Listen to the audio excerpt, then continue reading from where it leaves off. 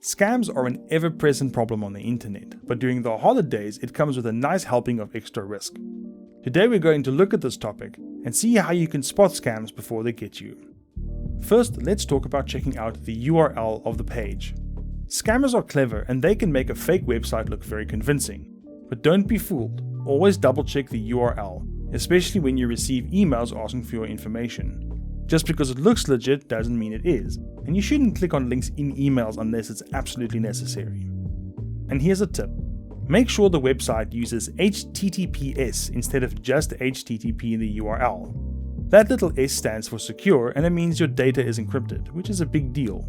Often scam websites don't bother with this. However, remember that just because a site is HTTPS doesn't mean it's not a scam site.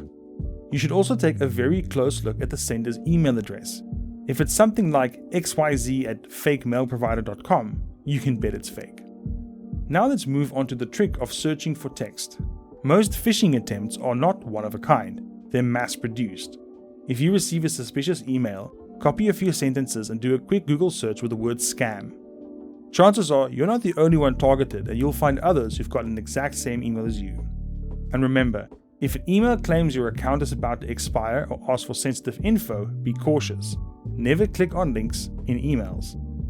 Navigate to the site directly and look for any problems there. Spelling and grammar mistakes are another red flag you don't want to ignore. If a website or email is riddled with spelling and grammar mistakes, be very skeptical. Legitimate businesses take pride in their presentation, and mistakes like these are often a sign of a scam. Interestingly, some scammers even make deliberate mistakes in their emails to help fish out the most gullible victims. One exception might be some amateur blogs that share deals. They might have a few errors, but as long as they're not asking for any personal info or asking you to click on links, it should be safe. The biggest red flag is definitely deals that are too good to be true.